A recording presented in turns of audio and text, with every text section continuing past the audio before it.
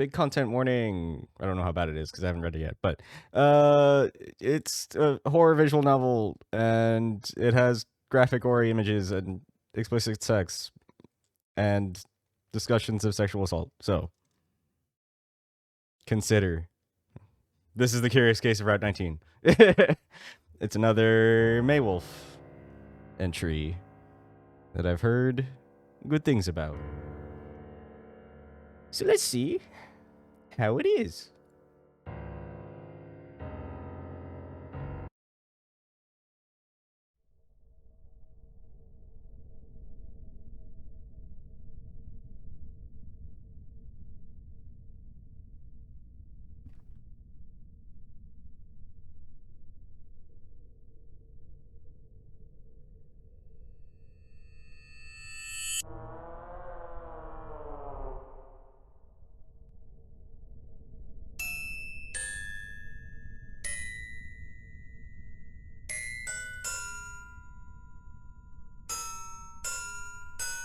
The fox rots.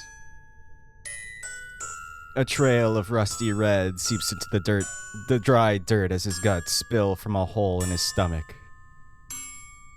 His pale eyes sink into his skull, forever paralyzed in expression of horror.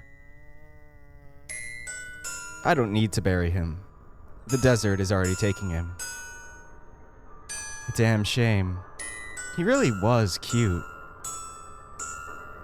I turn around and start my way back to the road, though part of me can still feel him behind me, watching me.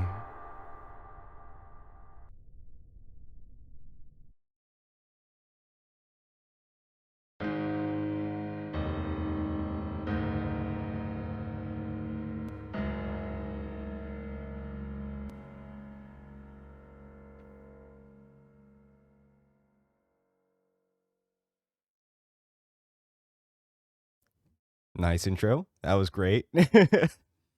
San Diego, California. Oh, hey, it's sort of near me. What do you look like, Xander? How the hell do you write beginnings? The beginning of a story is always the hardest part to write. Because you know what's going to happen in the story, but how do you get there? I don't know. Maybe I should take some time off. But I gotta get a book written someday. Someday. It doesn't have to be today, or this month, or even this year. Just sometime. Okay, good. He's home. Hey, babe. I turn around in my chair to face the wolf. Hey, honey bunches. Still glued to your desk? Hey, the story's developing. Can't really say I've written anything yet. He walks over to the desk and I turn back around, slightly embarrassed at my mess of notes. I try to shuffle the notes to look somewhat organized, but he's already leaning over me. I feel his soft hands on my shoulders. I feel his eyes on the mostly empty document and avert my gaze, even though he's not looking at me. Just barely on the first chapter? Hey, like I said, the story's developing. He kisses the top of my head. Then he leans further down and wraps his hands around me in a full embrace. I try to return the hug from this awkward position, reaching behind and above me to hold his arms. Missed you. It's been like 6 hours. Still in the hug, the wolf rests his head atop mine. Working emails for 6 hours is so boring. Well, at least you don't have to try coming up with beginnings. I feel him look back down at my messy desk. I mean... His hands then venture further down. If you wanted to, you could just get right to the interesting stuff. He gently squeezes my pecs. Oh, fuck. Giving one last hard thrust, I pump my seat into the wolf, feeling adrenaline fade as a warm fire runs through my veins. That's a smash cut.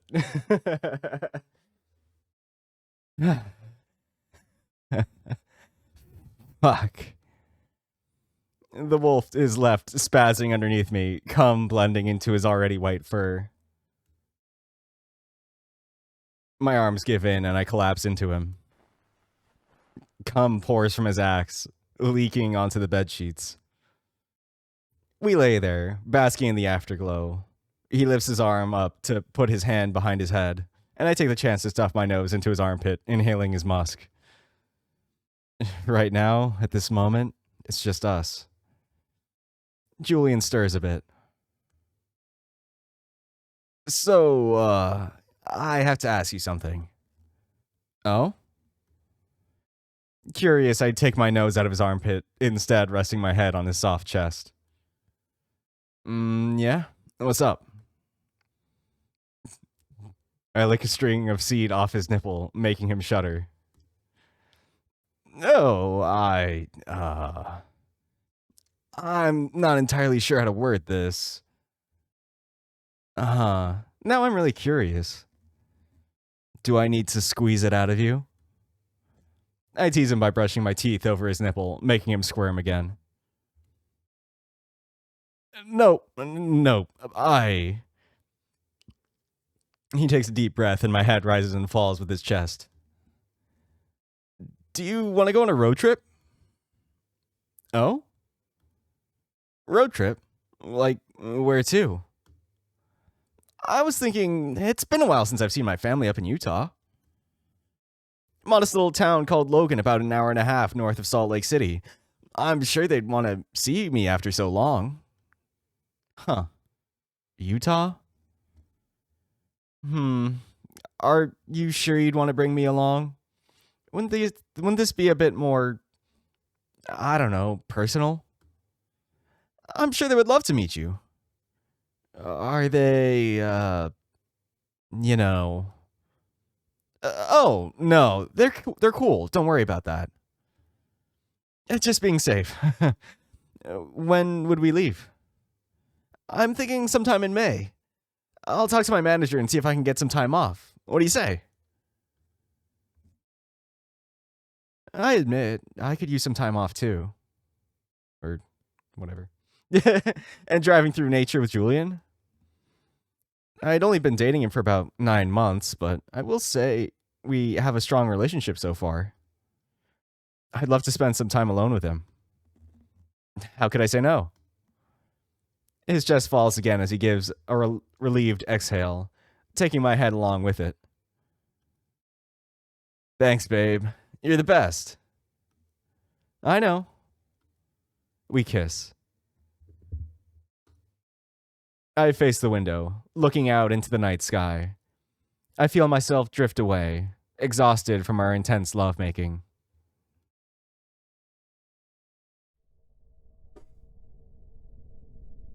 Black. Dark. A void. Nothing to see, nothing to hear, nothing to feel or smell or taste. Nothing to sense. I can't even feel my own body. Not a single nerve dares to be stimulated.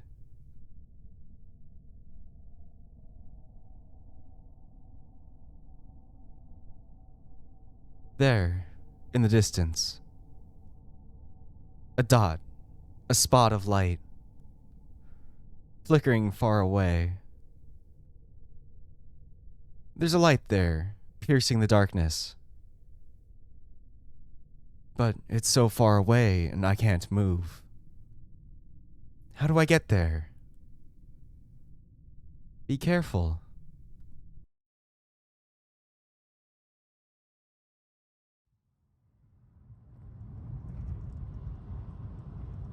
Day 1. Damn, it's hot. The sun beats down on us through the windshield, the air conditioner working overtime to just barely cool us off. Meanwhile, the interstate stretches on and on ahead of us. Even when we cruise at a good 60 miles an hour, it just keeps moving toward the horizon. Wow, only going 60 in the desert? Crazy. If it weren't for the passing natural landmarks of the desert, I would feel like we were going nowhere. And then, of course, we hit several bouts of traffic, with insanely long lines of semis slowing us down for minutes. At one point, I count a whole hour where we're not moving. Who knew there was this much traffic out in the desert? Well, it's the interstate. That's just how they are. Semis got to take their products across the entire country, and the interstates make their job easier. As we sit there, I sink further into my seat and rest my feet on the dashboard, so they're soaking in the grueling sun instead of my face. Julian's phone had died about an hour ago, and I really didn't want to sacrifice my phone battery while we were in the middle of our drive to play music. Plus, we'll need at least one phone to be alive. So unfortunately for both of us, we're now just listening to ye old country stations on this radio that this radio managed to pick up. I would listen to them if I was a scruffy old straight guy. You really should have left your phone charging all night. I did. That phone drains easily. You sure you don't want to use yours to play something? As much as I want to blast the lady at max volume, I'm afraid we need to preserve battery life on the one phone left alive. Fair. I can just sing. No. Julian, don't. I don't know what this song is. Sorry, I can't sing along. I could play the doctor. I could. Oh, God. Ugh. Now I sink even further into my seat, covering my ears in a futile attempt to block out his off-tune belting. God, don't get us a copyright strike. Sorry, babe. He finally relents and we fall into silence again. I consider taking my phone out so I can ward off the boredom. I'm craving some crow assassin. No, gotta save power. I peek over the dashboard. Still got infinite interstate ahead of us, an endless string of cars moving both ways at the speed of slugs.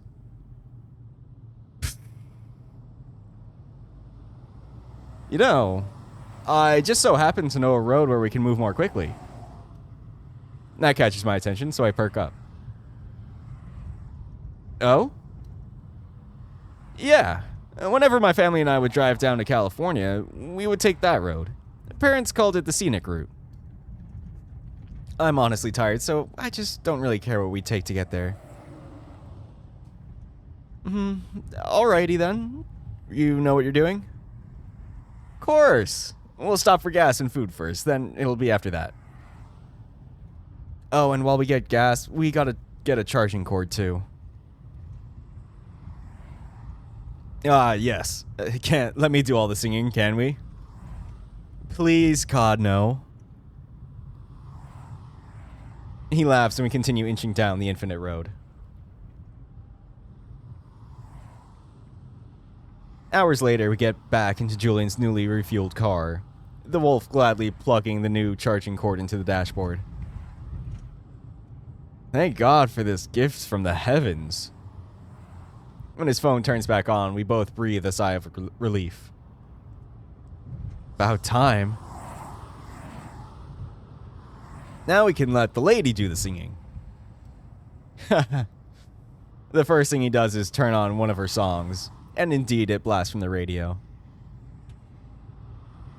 Yars! We get back onto the road, bumping the lady's music for respite, which feels like a stark contrast to the almost empty desert landscape surrounding us. The sun inches closer to the horizon, painting the barren land with a vivid orange glow. Forgot how beautiful the desert is at sunset. Yeah, just wait until you see the road we're driving down. I honestly forgot about that. I guess I was just tired. Oh, yeah. We getting close? Yep. Any minute now. We continue driving down the interstate, thankfully moving at a good speed. I look out the window in anticipation, watching the golden earth pass by. Here. Julian makes his way towards the next exit, and eventually we're cruising off the interstate.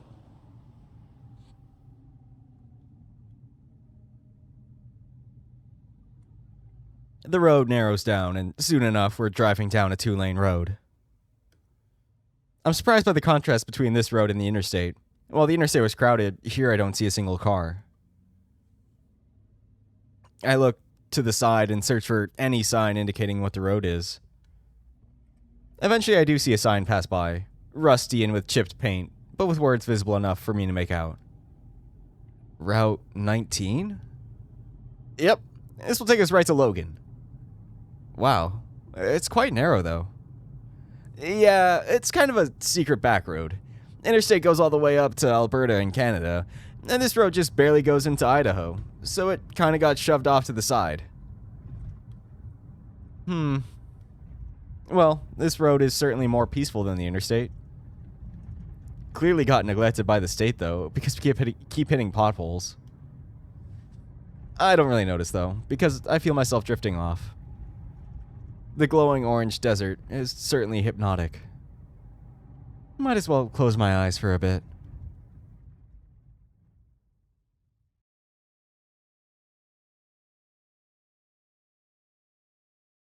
Be careful.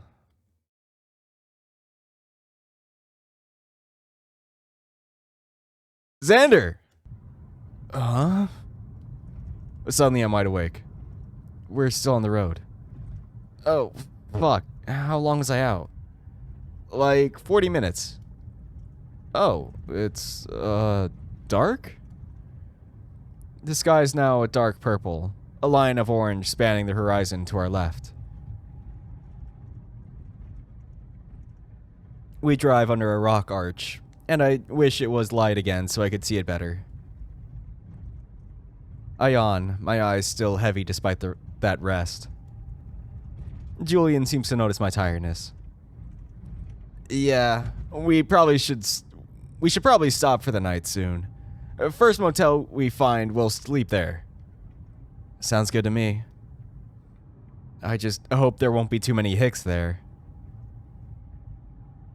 Like, this is the definition of the middle of nowhere. But hey, at least we're cruising easily down a gentle slope. We pass by a bus stop that has definitely seen better days. Covered in graffiti and cracks, it's probably not even in use anymore. In the dark, I can't make out any of the words, but I can see the swastika graffitied onto the side.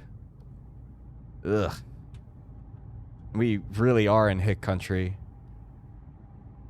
After another half hour or so of driving through the middle of nowhere on the never-ending road, we see a distant light straight ahead of us. I hold my hopes for now in case it's something else. As the light gradually gets close enough so I can focus on it, I start to make out its features. It's a sign for a motel. Huh, sweet. I look over to Julian. I can see fatigue in his eyes. I guess spending several hours on the road does that to you.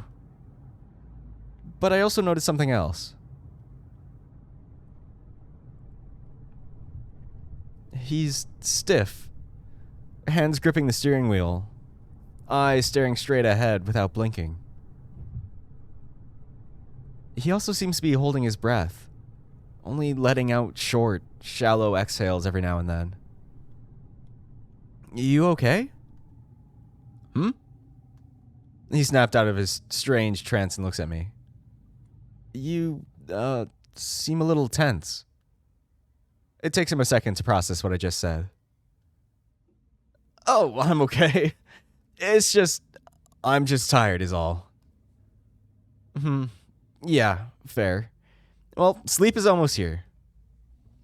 I gestured to the motel, getting ever closer to us. Yes! After stepping out of the car, I take a minute to give myself a good, needed stretch. I think I hear my spine pop for the first time in my life as I arch my back. Ah.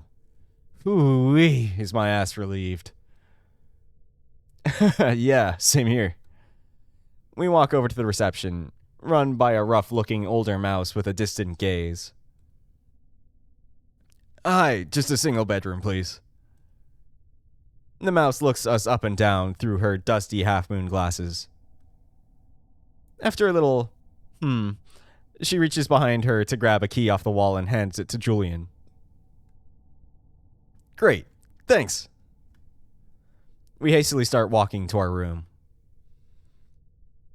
I hear the receptionist mutter a slur I've heard many times under her breath. Well, she seems jolly. Oh, yeah. Loves the gays, too. Ooh. I only see, one other person in the parking lot on our way to the room. I glance over and see about 4 cars in the lot, including Julian's. Is this place really that out there? Here we are, room 3. He unlocks the door and we walk inside.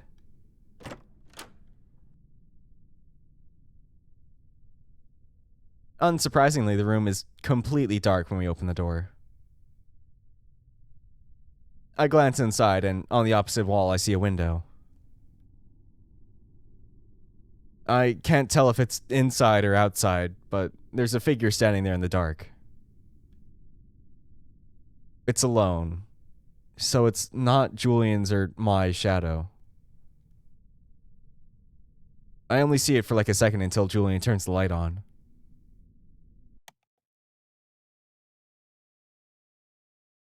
And then I just see an empty room with a queen-size bed in the middle and a desk on the opposite side. Christ, if I have an episode on this trip, I swear to God. I did bring my meds, right? Well, the lighting is a little shoddy and dim, and this room isn't the cleanest. But hey, it's only for a night. Alrighty then. I will, go get the suitcases. Sounds good? I respond as I drop my bag on the side of the bed, facing the door, still a little wary of the window. You all good? Yep. Julian nods as he walks out of the room, back into the warm, dry night. I stretch my arms up and give another sigh of relief. Hubba bubba. I take my shirt off, almost having to peel it off because of the sweat. Now I miss San Diego's cool ocean breeze. I toss my shirt onto the floor, which probably isn't a good idea, and flop down onto the bed. Oh, good. At least it's somewhat soft. Fuck. I could use some sleep.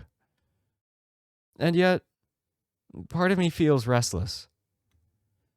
It could be because I never really sleep well in hotels. But I can feel eyes on the back of my head. I know I was just seeing stuff, but I turn around to look at the window, just to be sure. Yep, nothing there. For good measure, I look around the room, at the corners and areas where the light doesn't quite reach, making sure there isn't anything hiding there. Yep, I'm all alone. I'm crazy. For no particular reason, I get up and head over to the bathroom. After taking a quick piss, I lean over the sink and rinse my face. I guess my fur just feels kind of sticky. Even though I'm tired, I would rather it feel clear. The cool water feels good on my face after that long drive in the sun. Okay, how am I a coyote? I can't handle really hot environments. I almost never go outside during the summer, lest I get assaulted by the sun and swarms of bugs. Yet Julian loves the heat and he looks like he was built for the fucking Arctic. Julian. Built. I imagine my wolf's arms bulging as he carries those suitcases, even though they're not that heavy, and he's likely just dragging them. Still, I soon find myself with my crotch pressed against the counter. Christ, I haven't jerked off for like days. Should I just relieve myself here? Or maybe he'll be blah, blah, blah, blah, blah, blah. Maybe he'll be in the mood. It's worth a shot. I unbuckle my pants and let them slide down my legs, so I'm left standing in just my underwear.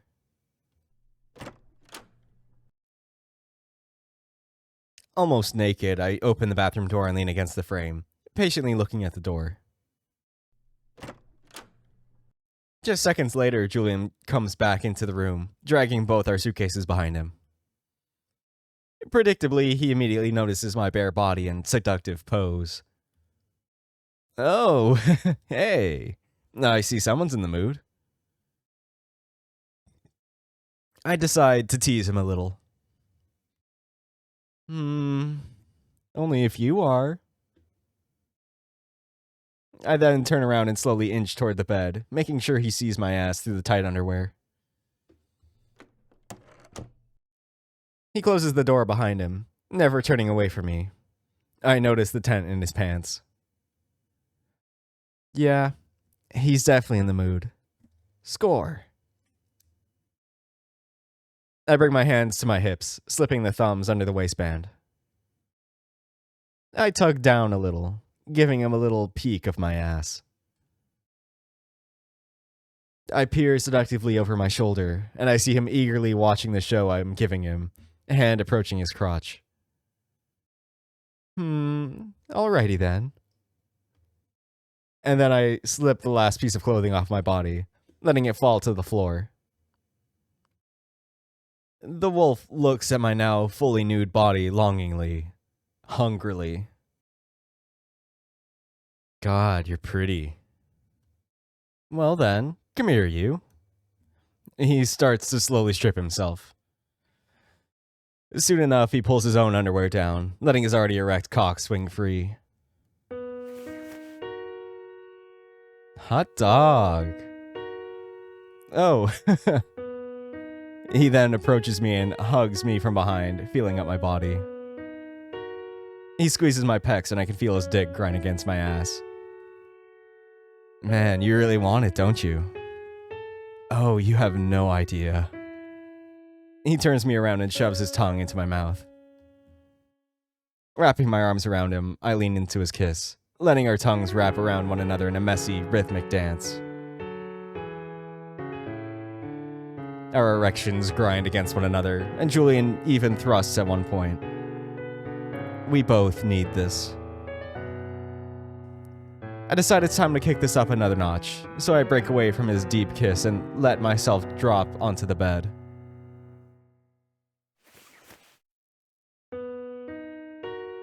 I lift my legs up and spread them, inviting the wolf to his next course. Julian grabs my legs and spreads them further apart, leaning down to lap at my hole. I appreciate any kind of moisture in this desert, and that includes his saliva on my asshole. I arch my back as a wave of pleasure rolls over me. The wolf continues to rim me, savoring my flavor and musk, even sticking his whole tongue in at one point. You did bring lube, right? He then pulls his tongue out, and immediately my hole is desperate for attention again. Oh, of course I did. Yeah, despite what all the porn shows you, spit ain't a good lube. Damn, when you put it like that. But yeah, I get it.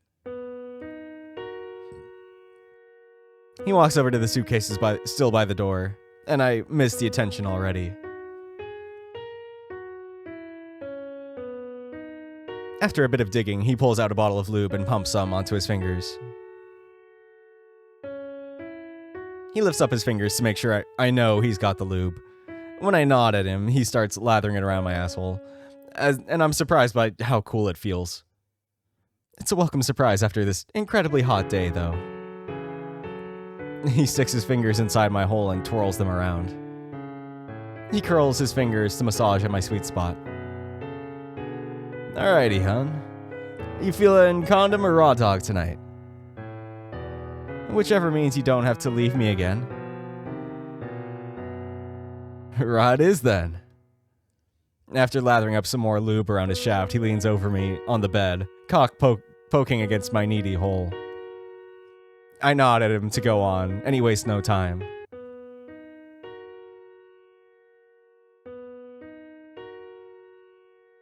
I welcome the familiar feeling of his dick in my ass. It's certainly a feeling I've been missing, even if the last time we had sex was 3 days ago. The initial burning pain subsides after just a few seconds, and that's when Julian starts slowly thrusting into me. He starts gently, letting his member massage my prostate as he slides in and out. He leans further down so our heads are right next to each other. Our lips meet again for another intimate kiss as we become driven by our carnal desires. Damn, you really want it, don't you? Oh, he's in that kind of mood. Alright, I'll entertain him. I just give him small, albeit fake, whimpers and nod.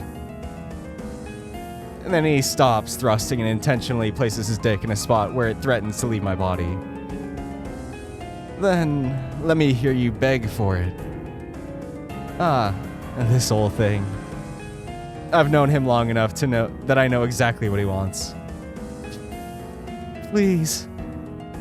Anybody could pick up my admittedly poor acting, but if it satisfies Julian's kink, then the quality of my performance really doesn't matter. Please. Please what?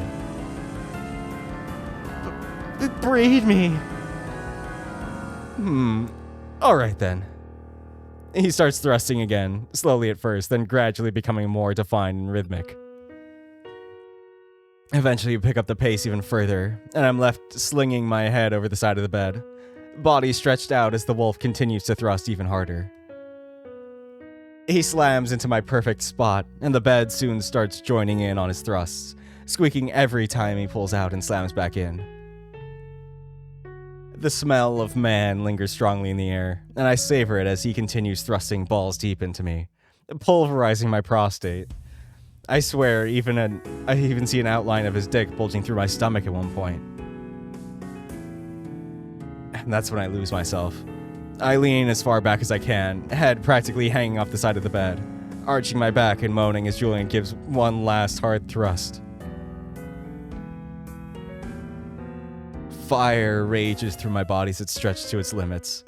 Thick string after thick string after thick string of cum erupts from my dick, painting my body a messy cream color. Seeing the mess I've become seems to have been enough to drive the wolf over the edge too, because I soon hear him moan as well. I feel his cock twitching violently as my insides wrap tightly around it, milking it for every large drop of cum stored in his juicy plums. Soon there's no more thrusting, the only sound in the motel room being our heavy breathing.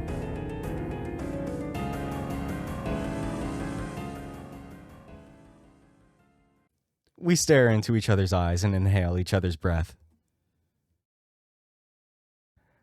The entire world freezes on this single point in time, and it's just Julian and me.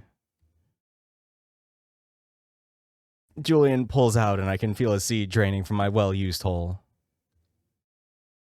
Nice. Thanks. He leans down for another kiss, one that's more affectionate than horny. Then he drops on top of me and practically rolls to my side. I guess I really had to get that out of me, huh? Yeah. I guess a whole day of driving does that to you. I didn't hurt you, did I? He asks that same question every time he tops me. It's honestly kind of cute. Until it gets annoying. Don't worry, big guy. You did great. I like calling him big guy, even if he's only like 2 inches taller than me. Big guy could also refer to his log. Thanks.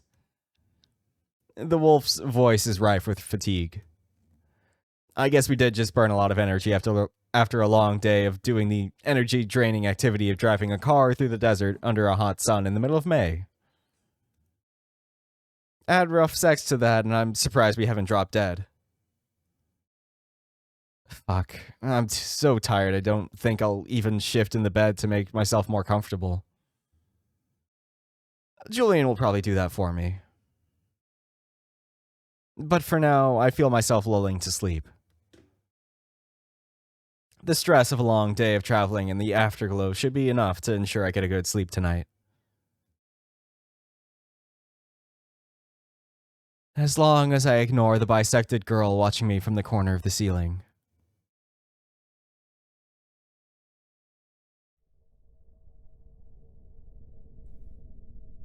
I'm back in that void. I've occasionally had dreams of this void since April. Since the night Julian first proposed the trip to me. But now, something about it feels more vivid. Even if it's just a whole lot of nothing, it feels more like I'm actually there, drifting through nothing, my ability to move powered only by inertia. And there's the light again. In front of me, far away. But something's different about it.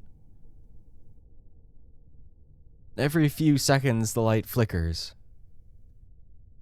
It shines in front of me, and then, for an instant, it's not. It's like a light bulb running out of life, or the power in your house during a major storm. I have a theory. Maybe if I could just focus really hard on that light, maybe...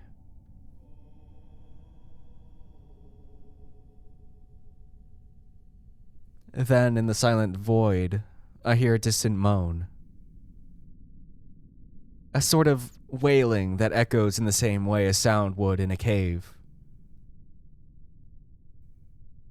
I turn my head to the side, in the direction of the sound, on the off chance that I will see something in this space of pitch black. Wait, I turn my head? I can move. Let me try something.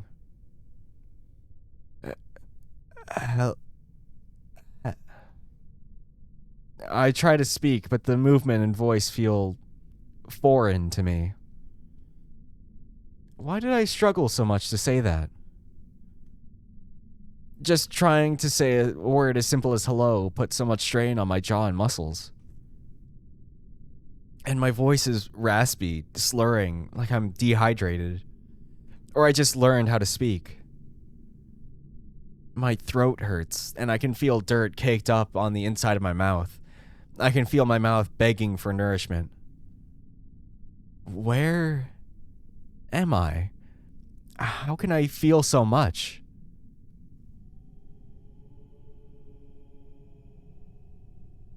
Another wail. I once again attempt to look for the source of the sound, but there's nothing to see in this void except for the light on death's door.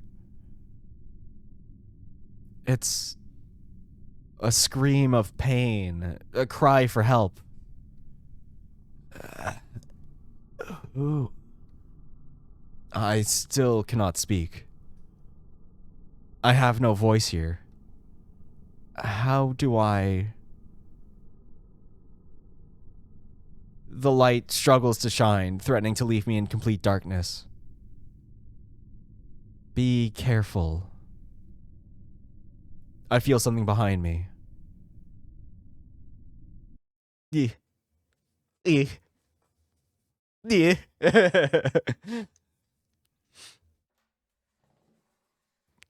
It's unsettling. It's working. I give a loud snort as I jolt awake. I'm woken up even more by the sun shining directly into the room, lighting it up like a photo with the exposure turned all the way up. Well, at least no shadows can stalk me this way. I sit up and realize I'm still naked, and I was laying normally on the bed, head on a pillow near the headboard. Huh, I guess Julian did adjust me. Speaking of whom, where is he? The bed is empty to my side, and I don't see the wolf anywhere in the room. And then I hear the shower running. Look at silly old me being paranoid. I lay back down for a bit, listening peacefully to the white noise of the shower. Man, I could fall asleep just listening to the sound of the shower running. It tickles my ears and gives me comfort in a way only it can. But then, soon enough, that sound stops. I guess every shower has to end eventually. Sometime later, Julian emerges from the bathroom, towel wrapped around his waist. I feel the warm moisture emerging from the bathroom alongside him.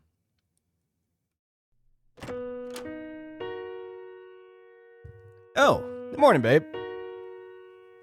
The sunlight refracts off the water droplets sticking to his white fur, making his body glow, and it's as its own light source. It's an enchanting sight. I can't peel my eyes away from him. You like the view? I'm broken out of my trance by the sound of his voice. Fuck, I was staring. I don't think he minds. Oh, yeah. You're glowing. He looks down and notices the sunlight bouncing off his fur. Oh, yeah, I guess so. Well, shower's ready if you need it. Oh, yeah, I should probably do that. In fact, I feel dirty. Okay. I get up again and immediately notice the cum stain on the bed sheets. Shit.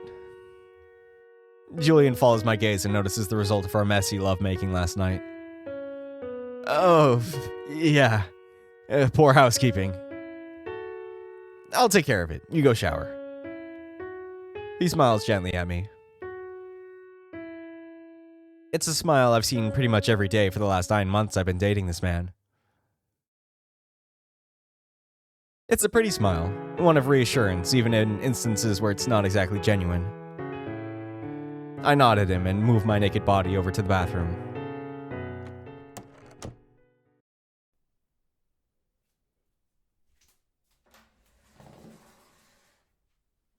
Even though we were only outside a few times for a few minutes yesterday, it feels like dirt is clinging insistently to my fur.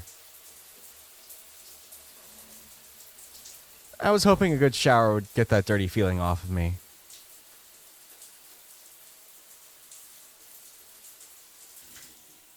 But even as the comforting hot water runs down my body, and I use the shampoo and body wash provided by the motel, I still feel as if something is sticking to my body.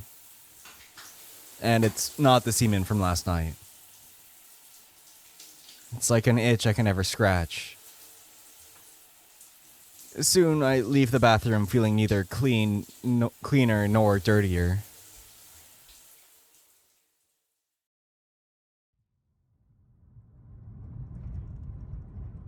After a bleak breakfast at the motel, we're on the road again. Time to just watch the desert landscape go by for several hours again. Speaking of the landscape, now that I can actually see them, I notice a little something about the mountains. They surround us in what looks like a circle. The land around us gradually rises towards the mountains in the distance. And there aren't any other mountains or tall hills or dunes getting in the way of those mountains' views. It's like the mountains just dip down to a certain point. Are we in a crater of some kind? Nice. We drive for a while, driving by no real notable signs. This crater is surprisingly large. The mountains make marking the edges look close enough, but they only seem to move farther away when we approach them. Actually, you know what? Since I don't have much to do, I might as well mull over story ideas. I turn my phone on, earbuds still nestled in my ears, and turn on the soundtrack to some recent movie Julian and I loved.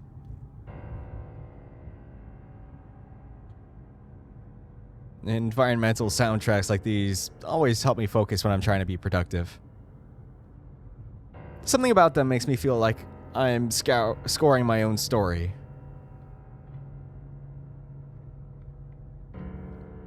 While I may look like I'm staring blankly into the desert listening to music, inside the gears and cogs in my brain are working expeditiously to figure out how I'm gonna execute this thing. So the story I'm writing is some kind of religious horror. It's about a person who devotes themselves to the god of their land in turmoil so they can become their disciple and bring salvation to their land. Except their idea of salvation is corrupt, and the more they devote themselves to this divine being, they drive themselves further away from the community and they claim to be helping. It definitely takes a lot of inspiration from Legend of Malus Corvus, so if I get this thing published, I just hope no one will see it as a ripoff or fanfic. Because while both stories have similar premises, they explore different themes. My story is admittedly more simple, just exploring the dangers of devoting oneself fully to a religion. Meanwhile, Malus Corvus discusses exploitation of religion for the sake of political power as just one of its themes. I also want to explore in my story the possible effects that areas rife with supernatural activity can have on residents of the mortal realm. How would a haunted place mess with the synapses of its residents' brains? I think it's a cool idea and I want to explore it. I just gotta figure out how I'm going to incorporate that into the overall story. I'm excited to see this story come to life. I just actually gotta write it. I'm ripped out of my trance the instant I see something in the corner of my eye. The only detail I could pick up on in that split second was that it was a rusty orange shape of some kind. I focus my eyes on the desert I'm beholding, looking for whatever it was I saw. I look behind me, but I just see miles upon miles of desert. And then the disappointing reality that we're still in the middle of nowhere hits me. You good? Well, if I'm gonna be in the middle of nowhere, at least it's with a man like Julian.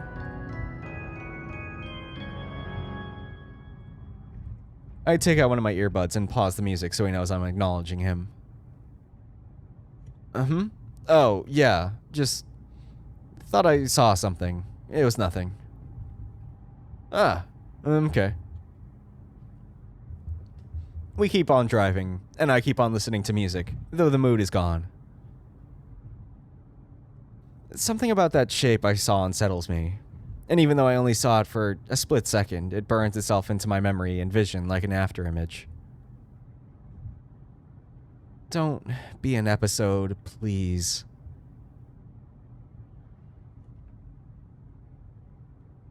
Some more time later, and it's high noon. The sun may be above us, but I can still feel its rays piercing through the windows, making me feel like I'm inside an oven despite the air conditioners doing their absolute damnedest. I feel my stomach grumble. Ooh boy, I'm hungry. The motel breakfast really wasn't good. I didn't eat very much. I hope we find a gas station or town soon so we can eat. Oh.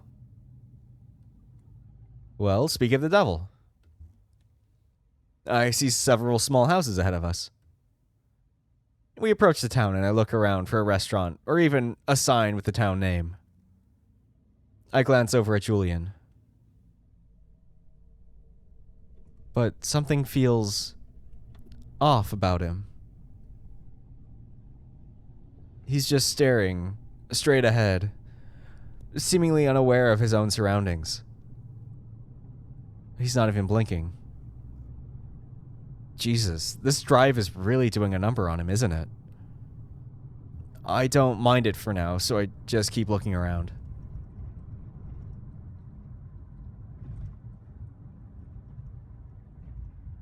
Eventually, I do find a sign giving the town a name. Craterville, Utah. Oh, shit, we're in Utah? Sweet. Man, I could really use some food. Hey, you think we could stop here, find some My words drift away as I look back at Julian. He hasn't even budged. He just stays there, still as a statue. Eyes focusing hard on the road ahead of us, hands white-knuckling the wheel. I poke him back to reality. Julian? Huh? He finally blinks and looks at me. We'll get food at a gas station. There's one just outside the crater. Okay. I think I can wait another hour. As we drive through Craterville, I look longingly at little diners that pass us by, wondering why Julian would want to skip this place. This town has seen better days, clearly. The buildings, wooden and brick, are decaying, leaving corpses of houses to dot the barren street. Desert. The few people I see walking around are above the age of 50, if I had to guess. I see very few cars on the road, and the ones I do see are from as late as probably the 2000s. I honestly wouldn't be surprised if any young people who grew up in this pit up and left. Soon I notice a graffiti message on a large, old brick wall.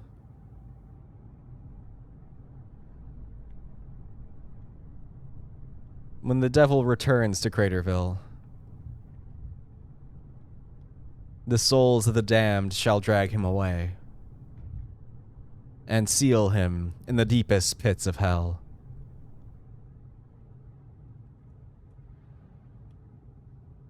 The hell? Julian looks over to my side and sees the message for a second before passing. Did something happen here or something? Something about the devil returning. He shrugs. I don't know. Could just be religious nuts. Now I'm curious. I'm gonna look this place up. Julian flinches at that. Are you sure about that? Yeah. Why? Is it a problem? Well, He stammers for a bit. Maybe something bad happened here. That was just kind of insensitive, you know? I mean, I can see where he's coming from. But I don't even know what happened here. And I need to state my curiosity. Against the wolf's wishes, I turn my phone on and type Craterville, Utah into a web browser. And there's no internet. So I'm just left looking at a blank gray screen as my phone fails to pull up results. Maybe later. Oh, I blinked. What was that? So I just resort back to my music that I thankfully downloaded onto my phone. And then I go back to watching the desert go by, trying my best to keep my patience as I wait for our next stop.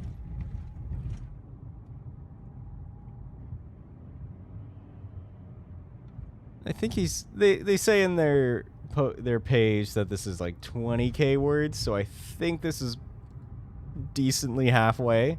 It's like an hour-ish. So, let's call that an episode. I'm excited, to see where this goes because it's a little unnerving. So I am looking forward to seeing how the second half goes. Yeah. So as always, I hope you enjoyed it and thanks for watching. And I hope to see you next time. Bye.